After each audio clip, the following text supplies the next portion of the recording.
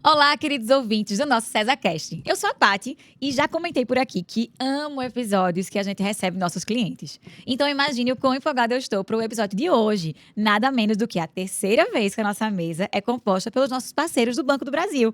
Já dá para pedir música no Fantástico, né? Por aqui já batemos um papo com o bebê sobre o Speed Boots, sobre nossa super case de inovação de ponta a ponta, os gêmeos digitais, e continuando o papo sobre tecnologia, hoje vamos falar sobre uma das áreas mais empolgantes e transformadoras da inteligência artificial, os grandes modelos de linguagem, ou os LLMs. Você aí, ouvinte, sabe como essa tecnologia pode gerar muito valor para as empresas, produtos e serviços financeiros? Bom, seja qual for a sua resposta, tenho certeza de que nossos convidados de hoje vão agregar muito o seu conhecimento. Com a gente está aqui, então, o Esdras, o Igor e o Lauro. Igor aqui representando o Banco do Brasil. Mas se você caiu de paraquedas no nosso videocast e está chegando por aqui agora, muito prazer. Nós somos o Cesa, o mais completo centro de inovação e conhecimento do Brasil, que há quase 30 anos forma pessoas e potencializa as estratégias digitais de diversas organizações. Simbora embarcar nessa jornada? Vem que tá massa, logo depois da nossa vinheta.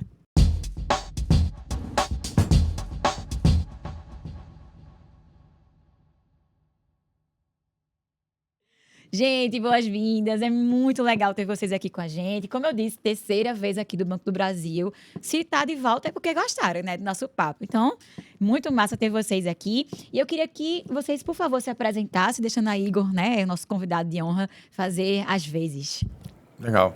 Bom, eu tenho 25 anos aí, praticamente, de carreira, completando 25 anos de carreira, a maior parte no Banco do Brasil, trabalhando com tecnologia, formado em tecnologia, vivo estudando, adoro, amo, trabalho com TI, então há bastante tempo. Tenho estudado muito a aplicação desses grandes modelos de linguagem, principalmente no desenvolvimento de soluções e processo de engenharia de software. Massa, Igor. Bem-vindo. Bem, meu nome é Esdras, né? Acho que todo mundo daqui do Cesa já conhece, estou aqui há um tempo, acho que uns 6 a 7 anos já. Sou Staff Scientist aqui do Cesa e estou aqui para discutir um pouquinho sobre esses modelos, se é grande mesmo. Muito bom. Bom, olá pessoal, eu sou o Lauro, diretor executivo aqui do César.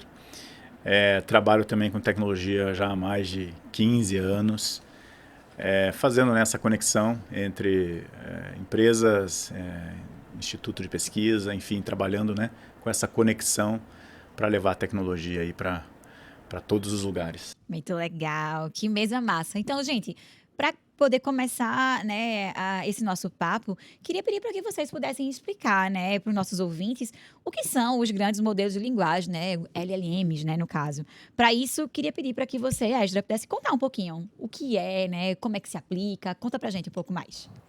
Bem, em curta história, é uma longa história, mas veio da ideia, certo? De 1950, não vou começar desde daí, certo? Vamos encurtar um pouquinho o caminho, mas, por exemplo, o primeiro chat foi a Elisa, né, em 1966, que a gente já conseguia comunicar com uma inteligência, digamos assim, né? Mas, pulando um pouquinho para o presente, a gente tem em 2017 um grande boom nessa questão dos modelos de linguagem. Não era nem tão grandes assim. Com um artigo muito conhecido que chama Tudo que você precisa é atenção. Attention is all you need. Então, a partir daí foi uma série de publicações, uma série de artigos. E em 2018, né, começou a série dos GPTs, que a gente chama aí. Aí veio o GPT-1, o GPT-2, que já tinha essa ideia de um modelo de IA para poder você conversar com ele, né? E em 2020 que realmente a gente teve o surgimento do primeiro modelo de grande, que foi o GPT-3, no começo mais ou menos de 2020. Então, em meados de 2022, a gente tem aí o ChatGPT, né? Então, foi um dos primeiros modelos aí a realmente se comportar como se fosse uma pessoa realmente. Então, E como é que as pessoas utilizavam dessa tecnologia para poder desenvolver soluções, né? E as soluções das mais variadas, né? Soluções de tradução, tradução de texto, tradução de código, resumo de artigos, resumo de texto.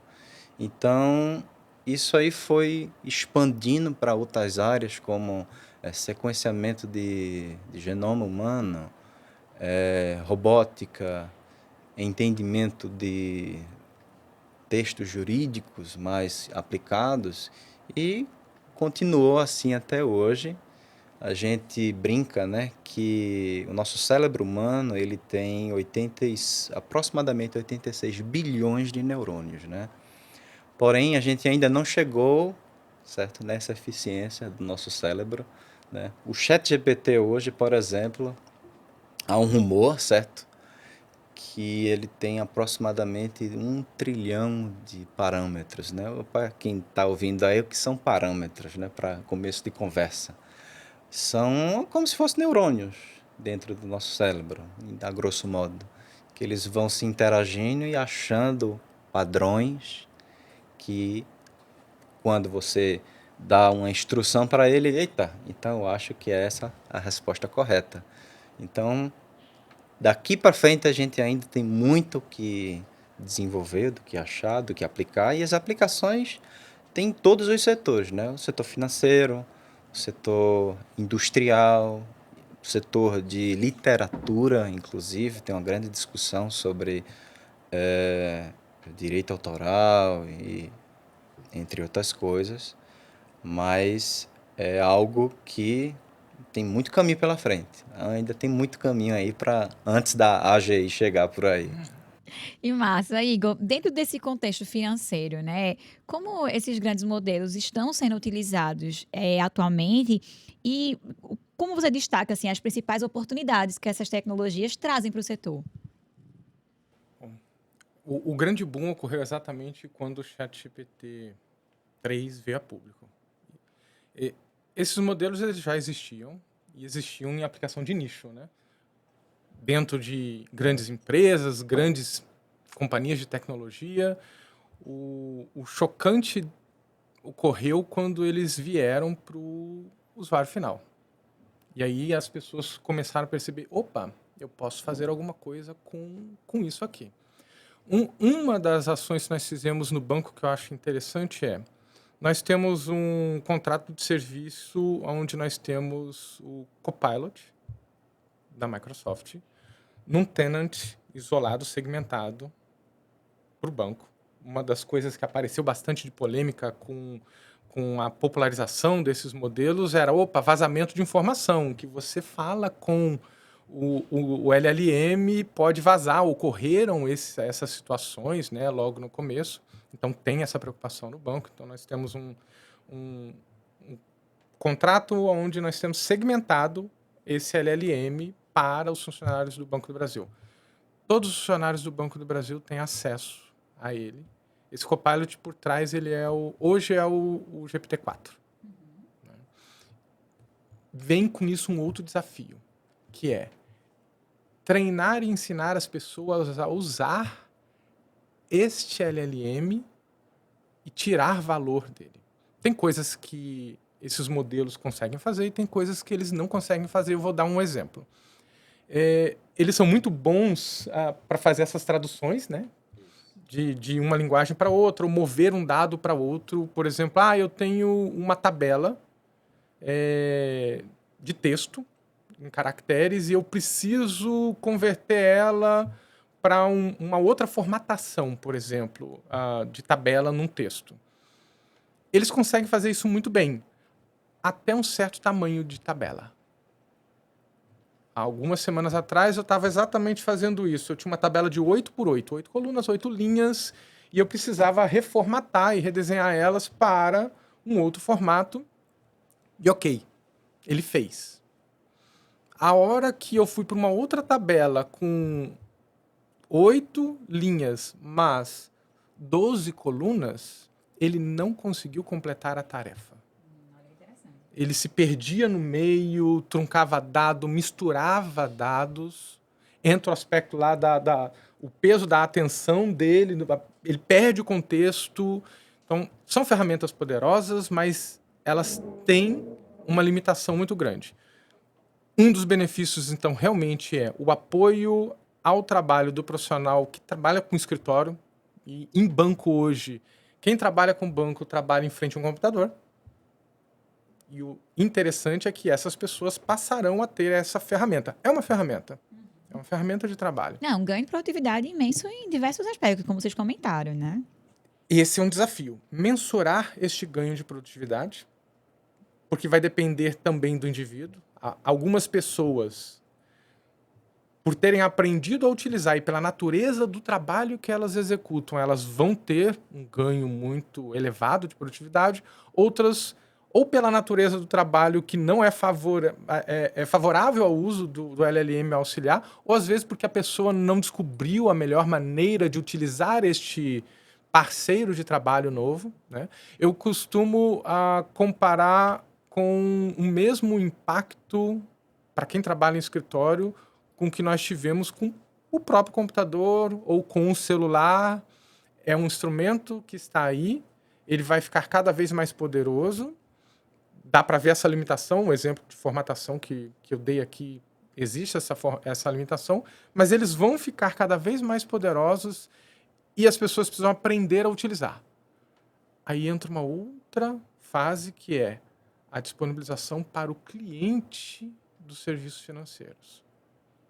Aí a relação muda um pouco, né? Porque para funcionários de uma empresa, você investe em capacitação, investe bastante em capacitação, é um ambiente de procedimentos controlados. Então, olha, dado este procedimento, eu vou treinar essas pessoas em como utilizar um LLM para isso.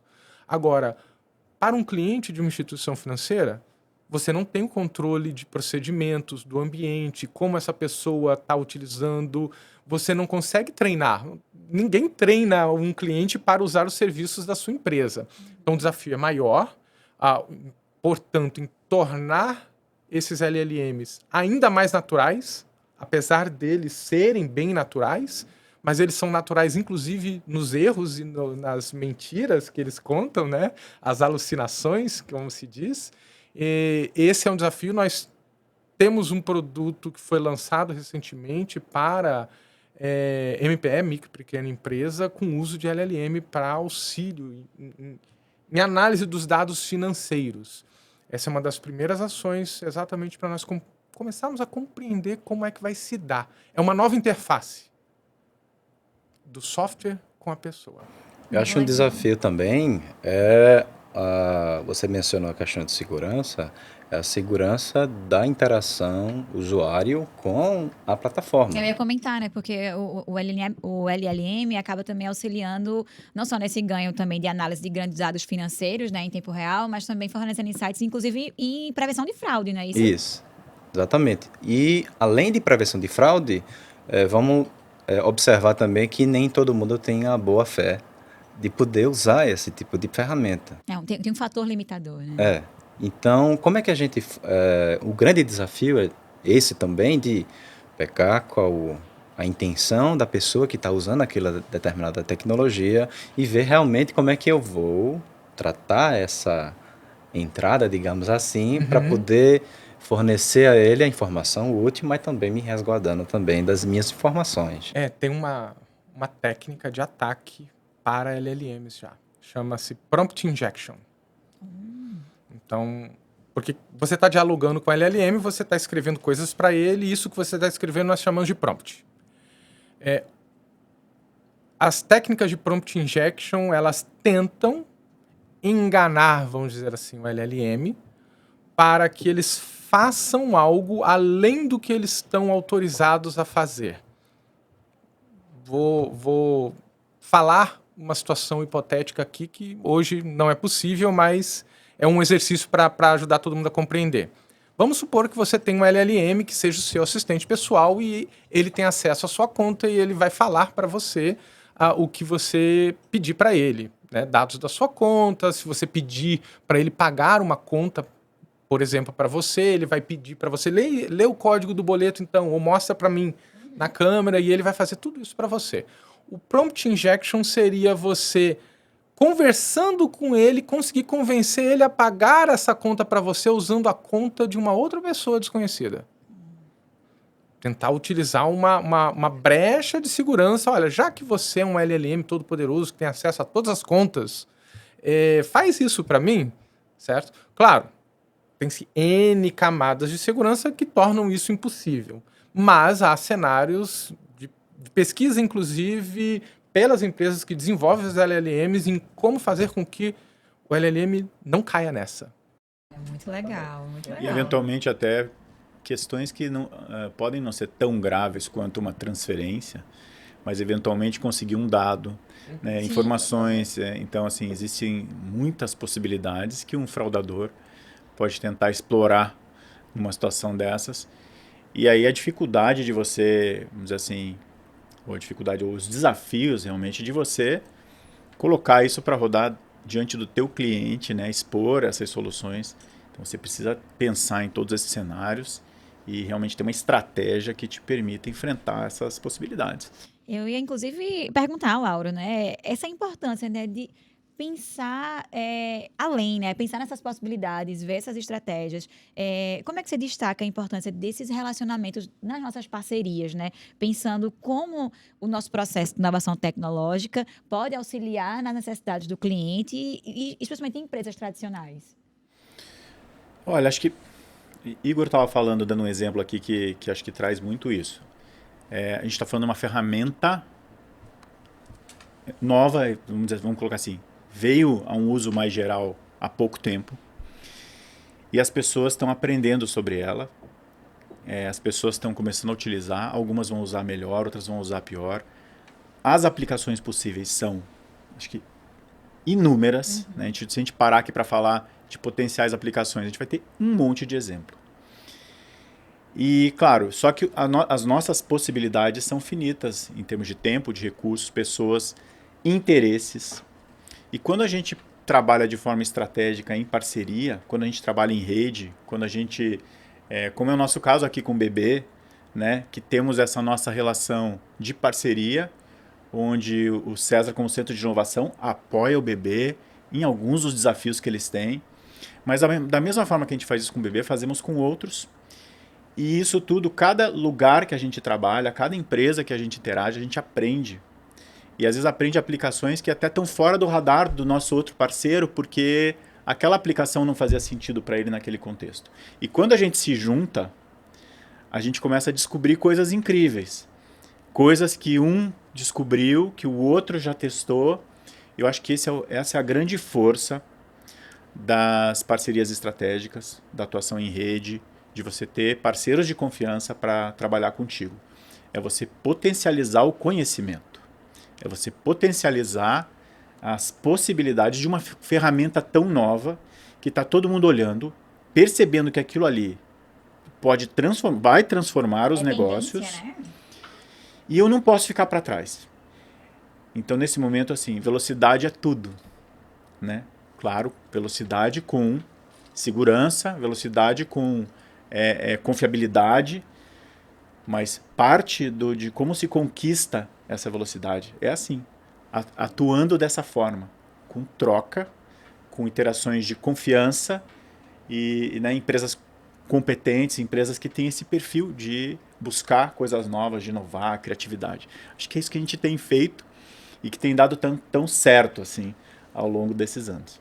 Acho que o processo de descoberta, né, que muito vai também na linha do design daqui do César, né, que muitos dos nossos parceiros, a gente troca essas ideias e vai descobrindo, olha, a necessidade que você está me trazendo, eu descobri outra aqui que também pode te apoiar. Ou talvez um problema que você não, nesse momento, não está enxergando devido a questões, por exemplo, eu estou muito dedicado para poder resolver esse problema, não Às consegui... vezes muito imerso, inclusive, na exatamente. Né?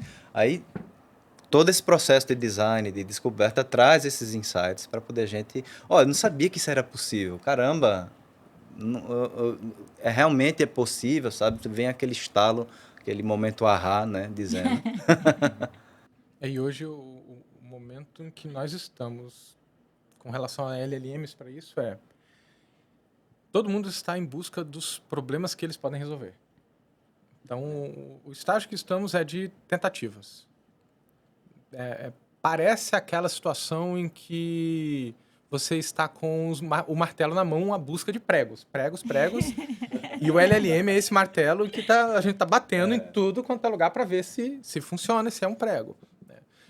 A maior parte das tentativas, elas vão dar errado. Mas, por ser uma tecnologia nova, por ser uma ferramenta nova, nós precisamos experimentar para descobrir o que ela resolve, o que ela não resolve. Então, o estágio é mesmo de muita experimentação. E, como eu falei, as experimentações elas ocorrem mais intensamente internamente nas organizações, porque nós conseguimos controlar o erro, o impacto do erro, preparar o nosso funcionário para, olha, essa ferramenta ela dá respostas erradas, ela alucina. Nós temos feito, por exemplo, um trabalho para treinar fazendo fine tuning com os normativos internos do banco. Nós temos milhares e milhares de páginas de normas e procedimentos para tudo. E quando um cliente vai pedir alguma coisa para seu gerente de conta, ele tem que seguir os normativos. A ideia é exatamente ter um LLM que ajude a localizar, identificar e até interpretar cruzamento de diversos normativos. Às vezes a necessidade de um cliente exige que, eu tenho que seguir esse normativo aqui para conseguir atender esse cliente do jeito que ele está precisando. Mas aí eu tenho que orientar o meu funcionário de que pode usar essa ferramenta, mas não confie plenamente no que ela deu de resultado. Vai lá e lê o normativo que ela apontou para confirmar se a interpretação está correta. Por quê? A gente tem que lembrar que, apesar de parecer, os LLMs não estão pensando. LLM é uma calculadora absurdamente sofisticada de probabilidades das próximas palavras a serem colocadas em um texto. Só isso. Eles não pensam. Aquela comparação que você fez com o cérebro. A área do cérebro que faz o pensamento, ela não é a área do cérebro que faz o processamento de linguagem. O LLM só tem essa área que faz o processamento de linguagem. Ele não tem nada do resto. E olha aqui que do cérebro eu falei só de 2. Nós temos várias áreas do cérebro que fazem muita coisa. Então o LLM é um pedacinho pequeno que é só o que faz o processamento da linguagem, que quando a gente está aqui conversando e você está buscando qual que é a palavra para esse conceito, é o LLM que está fazendo isso. Agora, o pensar no problema e resolver, ele não tem. Por isso que não dá para confiar. Ele só está calculando e colocando as próximas palavras. Como ele é pré-treinado em um volume extensivo de texto, ele acerta de um jeito que parece que realmente essa coisa está pensando e está me dando respostas. Uma evidência disso, que acho que é maioria na literatura científica, é que os resultados, por exemplo, a gente avalia os LLMs como, por exemplo, prova do Enem, provas de concursos, provas, infinitas formas de avaliação, como se fosse um ser humano mesmo. Qual é a matéria que ele mais encontra dificuldade? Ciências exatas, que envolve raciocínio, que envolve, de certa maneira, interpretar o problema de uma forma diferente da linguagem, buscar uma próxima palavra, qual a probabilidade da próxima palavra. Sei lá, por exemplo, se eu estou dizendo o sol está, eu tenho o sol está maravilhoso, o sol está nascendo, o sol está se pondo. Então eu tenho aí, digamos assim, algumas possíveis palavras que a gente, naturalmente, ser humano, imagina ter. Mas será que se eu colocar um problema um pouco mais complexo, por exemplo, faça essa manipulação algébrica aqui para poder dar esse resultado. Tem demonstrado, por exemplo, enquanto para textos, para vocábulos, ele se dá muito bem para questões de raciocínio, é conhecido que o desempenho é muito, muito a calhar. Ele não faz conta. No final das contas, eu fiz analogia com uma calculadora de palavras, né? Sim. Mas Exatamente. LLM não faz conta. estratégias para contornar essa limitação. Exatamente. Aí agora eu vou falar para quem é engenheiro de software e para quem é desenvolvedor. Prepare aí. Né? Porque o pessoal fica preocupado em, eu preciso aprender então a fazer o meu LLM. Não precisa. Você não precisa aprender a fazer um celular para fazer um aplicativo para celular. Você usa tudo que está ali pronto. É uma interface de interação com as pessoas. O LLM a gente pode entender dessa forma. Uma maneira de interagir com pessoas a partir de palavras. Escritas ou até faladas. Né? Existem frameworks e bibliotecas que ajudam a integrar essas ferramentas com a programação tradicional. E existe uma abordagem que é de você cria ferramentas e entrega para o LLM usar. Então você pode criar uma ferramenta que é um trecho de código que faz essas operações algébricas. Exatamente. E ensina ao LLM, olha, se você precisar fazer conta, estão aqui essas ferramentas, essa aqui faz soma, essa multiplicação, essa faz a raiz quadrada, e assim que você chama de parâmetro. E aí, quando a pessoa pede para ela fazer a conta, ela escreve um texto. O LLM pede como se fosse uma criança. Ferramenta, faz essa conta aqui para mim e me dá a resposta. A ferramenta dá a resposta, aí ela explica. Ou seja, ele está usando uma calculadora. Você tem que programar a calculadora para ele. A gente consegue ver realmente o potencial imenso que se tem, né? Igor, como eu comentei, né, na abertura, né, já é a terceira vez que a gente traz aqui o bebê, né? E nossa audiência já sabe o quanto que tem o destaque, né, no foco do cliente, né, nessa gestão de inovação. E aí, trazendo essa discussão dos LLMs para a revolução, pensando na experiência do usuário, né, especialmente aí o usuário desse setor financeiro. Quais são soluções que vocês percebem, né, que a gente vai ter enquanto tendência, né, para poder trazer essa melhoria, né, essa utilização da LLM para a eficiência operacional, olhando aí para a experiência do cliente? Conta aí para a gente alguns exemplos que vocês destacam e aí pensando especialmente aí no bebê. Para o cliente, como eu disse, tem esse primeiro produto, um assistente de linguagem natural para micro e pequenos empresários. Né? A ideia é, inclusive, compreender como ele vai começar a ser utilizado pelos nossos clientes, ver se ele está agregando algum valor. Por que o microempresário? Porque quando se fala em interpretar os dados financeiros, uma conta de uma empresa, mesmo que seja uma empresa pequena, tem um volume muito grande de informação ali. O LLM não vai fazer cálculo com o seu extrato. Como nós falamos aqui, ele é péssimo em fazer conta. Certo? Se deixar, a conta vai ficar no vermelho. Se você deixar muito cuidado, ele, né?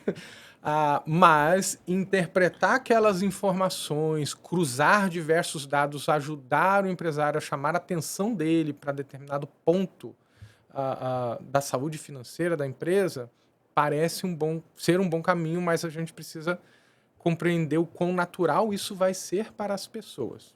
Como eu falei, o desafio é chegar a um ponto de naturalidade no uso em que o cliente possa fazê-lo sem receber nenhum treinamento. E aí, controlar a taxa de erro. LLMs, eles quebram uma barreira tradicional no desenvolvimento de soluções que nós entregamos para os nossos clientes, que é o determinismo. Ou seja, está certo ou está errado. Software ou está certo ou está errado, certo? Quando você abre a sua aplicação do Banco do Brasil, você olha o valor do saldo da conta, você quer acreditar que aquilo às vezes não, né? Às vezes você olha e não quer acreditar que é isso.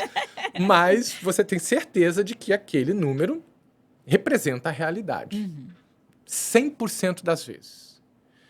Com um LLM, ele não dá sempre a mesma resposta. Ele dá a mesma resposta 97, 98, 99% das vezes. Mas existe uma variação. Um dos desafios nossos é em controlar essa variação na entrega do serviço solução para o cliente. Tocando no ponto de eficiência operacional que você perguntou, aí nós devemos ter muito ganho em processos de apoio apoio à jornada do cliente. Por exemplo, análises de documento que são feitos pelo back-office por pessoas e que passarão cada vez mais a contar com o auxílio deste tipo de tecnologia, de inteligência artificial, com uma interação através de linguagem natural. O impacto, então, passa a ser percebido de maneira indireta pelo nosso cliente.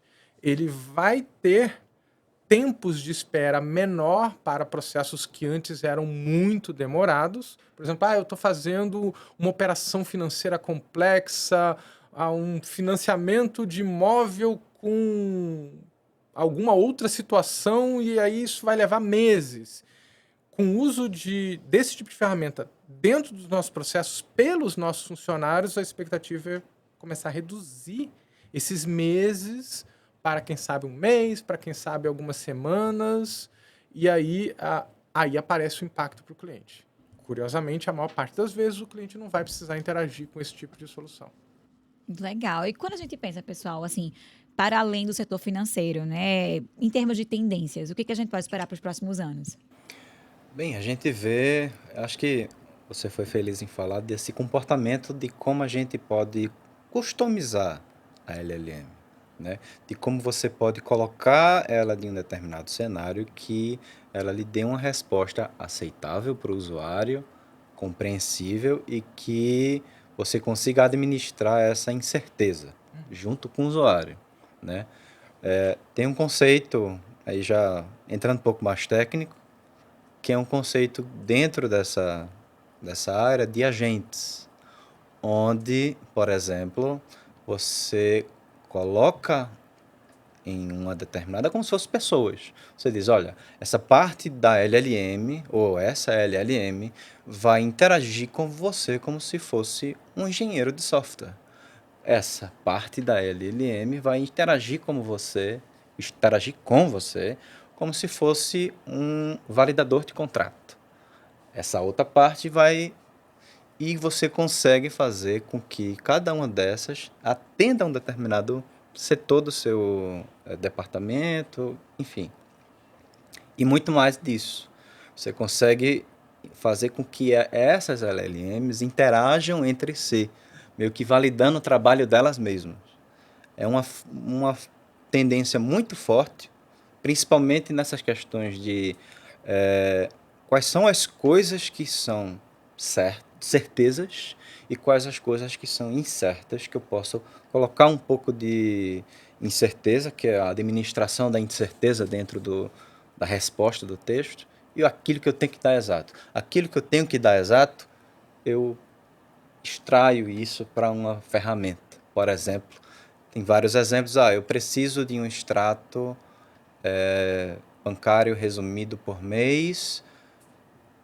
O número está lá, mas a interpretação do raciocínio da pessoa fazer o scroll lá do ano todinho lá na sua conta bancária ia demorar muito. A LLM pode assumir esse chapéu e dizer, eu não sei fazer contas, mas eu sei construir uma tabela.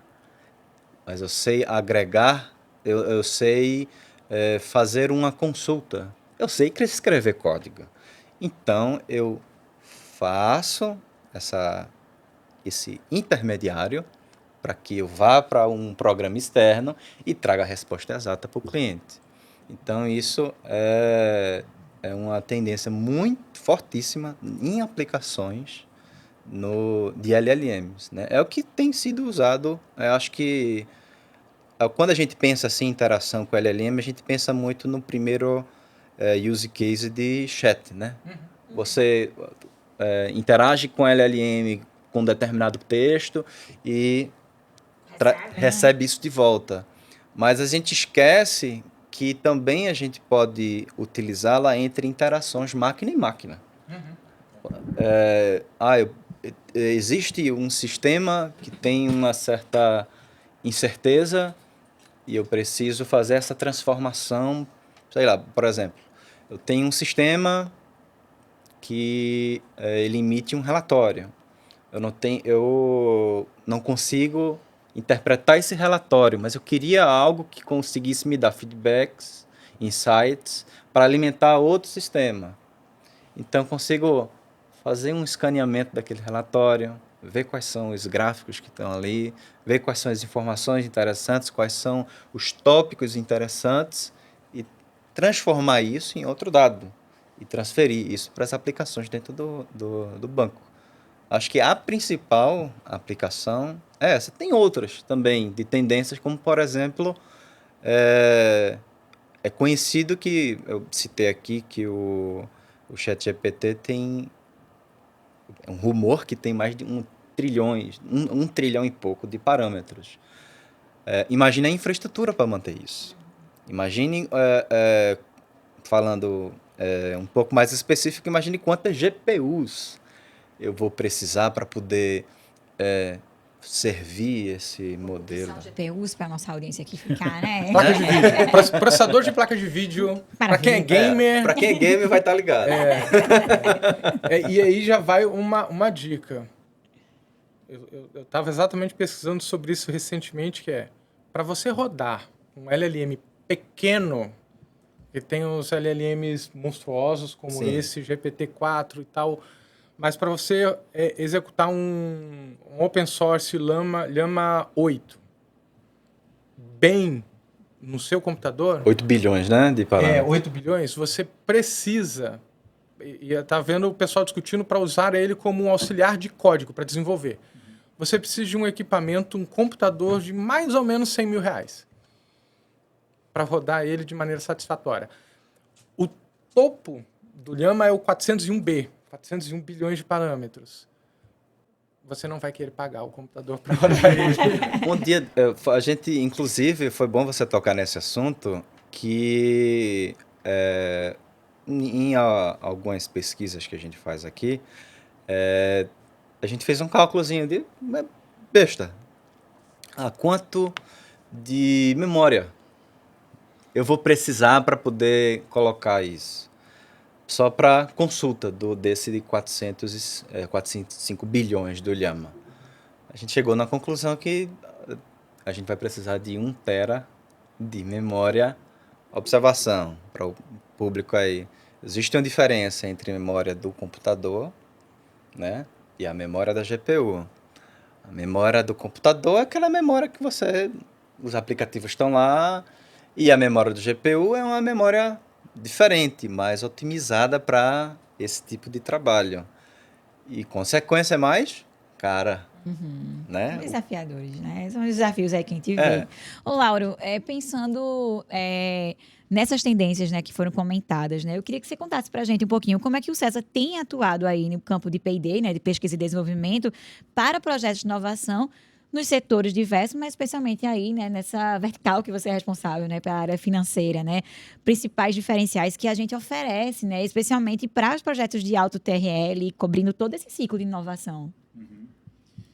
Acho que a gente traz, assim, para todos os nossos parceiros clientes, esses nossos 30 anos aí de experiência, né?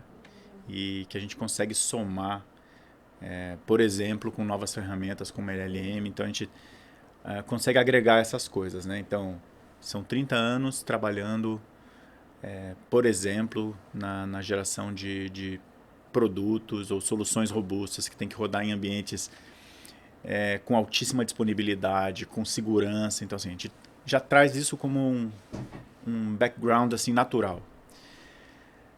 Surgem novas ferramentas. A gente tem nossos times de design, os nossos times que vão ali a fundo no problema para entender como atacar, que ferramenta usar, porque isso é uma outra característica, né? Uma outra característica nossa. A gente não é drivado pela ferramenta, né? A gente é drivado pelo problema. Então, o problema é que vai nos dizer qual é o caminho. A gente fala que a gente é apaixonado por problema, né? Para trazer essa solução, né? E muitos desses problemas, sim, a gente pode enxergar um caminho aí através do uso de LLMs. E eu acho que somando tudo isso, né? Essa experiência, esse nosso histórico com a criatividade, com o nosso pensamento de design, qualidade. Então, isso é o que a gente consegue oferecer para os nossos parceiros. Uma imersão aqui no ecossistema, então quando precisa trazer alguém que conheça ou que possa agregar valor, né, àquela solução, então a gente traz. E a gente percebeu já há alguns anos que, especificamente no setor financeiro, a gente poderia agregar muito. né? Era um setor que a gente não atuava, a gente vinha muito no setor, atuando com mobile, com óleo e gás, outras áreas. E a gente viu que, poxa, o setor financeiro faz todo sentido o César estar lá. Que a gente consegue agregar muito, ajudar, realmente, vamos dizer assim, agregar com aquilo que a gente tem, né, para oferecer. Então, a gente tem feito isso, tem trabalhado com parceiros, como o Banco do Brasil, que foi, acho que, um dos primeiros grandes cases que a gente teve, já há alguns anos atrás, trabalhando. E é um trabalho de cocriação. A gente procura estar muito próximo do nosso cliente, realmente sentar junto, ou escutar o outro lado, ouvir o problema que o cliente traz e ter eu diria assim, entender que o cliente vai te ensinar muito também, né? Não o cliente final e o teu parceiro, ele em diversos pontos ele conhece mais do assunto que você. Você vai aprender com ele, vai agregar aquilo que você pode contribuir mais. Então, esse tem sido o modelo que a gente tem usado com as empresas do setor financeiro. E tem vários exemplos de soluções que a gente pode trazer. Mas eu diria assim, a essência é essa nossa forma de trabalhar e o que a gente traz, esse background mesmo, que a gente percebe que tem assim, ajudado mesmo. A gente tem conseguido muito sucesso nesse modelo. Legal. E pessoal, assim, para a gente poder finalizar esse papo, eu queria perguntar para vocês, né, na opinião que vocês trazem aí de bagagem, né, quais são as habilidades e competências que as equipes de inovação precisam desenvolver para tirar o máximo proveito dos LLMs, especialmente também aqui no setor financeiro, né? Então, finalizar aqui esse papo com as dicas, né? Porque a gente falou tantas coisas legais, queria que vocês dessem essas dicas aí de habilidades e competências que, não sei, alguém que esteja migrando para essa área ou algum cliente, algum parceiro, alguma empresa desse setor, né, quer extrair ao máximo possível para poder tirar esse proveito e se desenvolver. Quais são as habilidades que vocês destacam? Eu acho que a número 1 que norteia as outras é curiosidade. Ó, legal. Curiosidade, acho que é essencial, que vai direcionar você para todos... Fuce, né? Fuce. Vá buscar que você vai achar. E uma coisa também bacana de falar é que hoje em dia tem muita coisa disponível. Antigamente não tinha, era algo mais corporativo. Hoje você pode encontrar em muitos lugares fontes para você aprender sobre a respeito. Vocês escutem aqui a nossa especialização de engenharia de dados. Deem uma acessada lá, tem muita coisa. O link aqui, né, dos nossos cursos, no nosso Tem muita coisa post. bacana lá. E, além disso, em resumo, vá-se embora. Seja curioso, seja curiosa. E tem muita coisa boa. Muita coisa boa também aqui no César, viu? O recado principal é esse de curiosidade, a mentalidade de experimentação. Um dos aspectos que eu discuti muito logo no começo, que veio esse boom do LLM, foi, precisamos colocar na mão das pessoas. E também preparar essas pessoas para testar, experimentar, brincar. Todos nós temos que descobrir juntos para que serve essa ferramenta, que problema que ela resolve, como que ela resolve. Incluindo os desenvolvedores. Eu estou numa cruzada de, eu quero que todos os desenvolvedores de softwares do Banco do Brasil tenham acesso à API com uma quantidade de tokens para que eles façam o que eles quiserem por mês. Olha, você pode executar não sei quantos milhares de tokens por mês. Para quê? Não sei. Descubra o que fazer com isso no seu dia a dia, nas suas soluções. Como é uma ferramenta nova, o estágio agora é de experimentação e descoberta.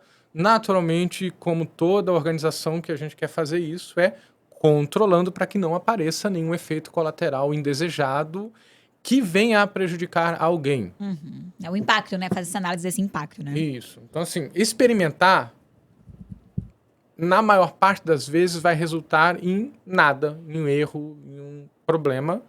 O importante é fazer isso em um ambiente controlado.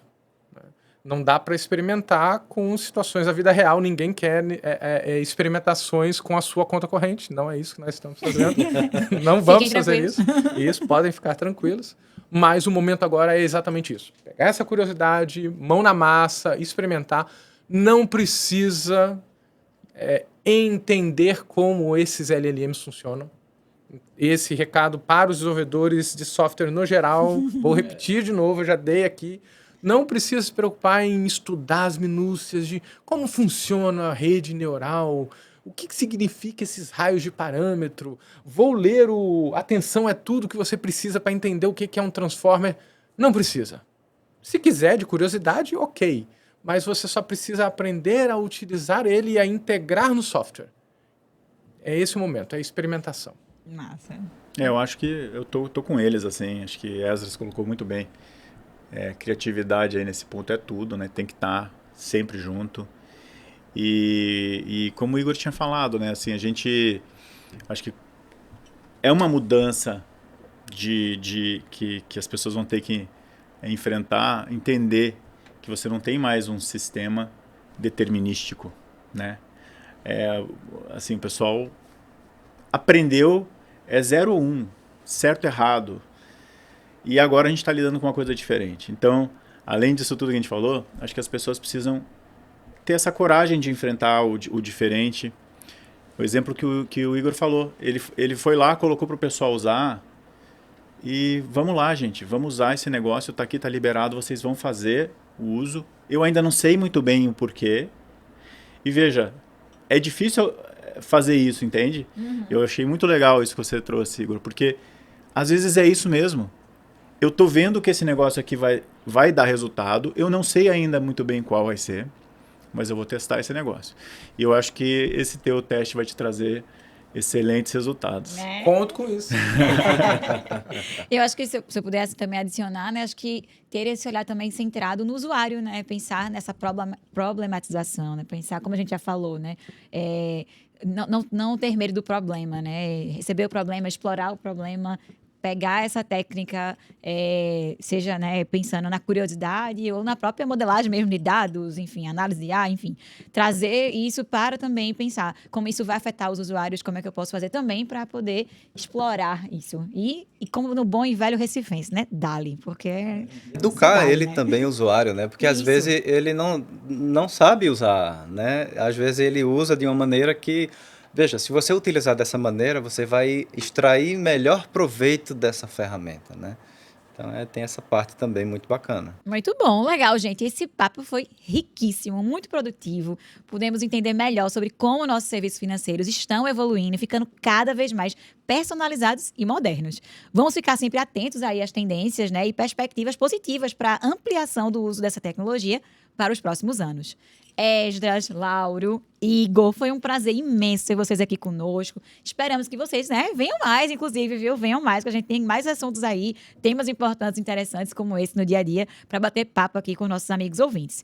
E você, amigo ouvinte, que atua no setor financeiro e que está em busca de um parceiro de inovação tecnológica e transformação digital, dá uma conferida no link que vamos deixar aqui na descrição do vídeo para conhecer a atuação do César, os nossos conteúdos e cases também de sucesso, ou você que está querendo conhecer mais, né, introduzir mais nessa área, como o Esdras falou, temos aqui cursos na César School, que vamos deixar também destacado no link do post, para que vocês conheçam mais. E fazendo nosso último jabá, se você gostou e quer falar mais sobre LLMs, sobre ChatGPT, a gente tem aqui uma série dedicada no CésarCast, que é a CésarCast IA, onde a gente trouxe inúmeros especialistas do mercado, da área de educação, da área de software, da área, inclusive, sobre diversidade e o setor jurídico, onde a gente bateu um papo muito massa. Vamos deixar também aqui impulsionado esse link para que você possa ter mais imersão aí sobre esse conteúdo.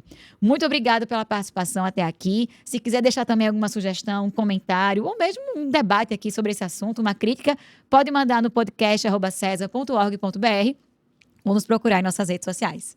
Obrigada, pessoal. Bora dali e até mais.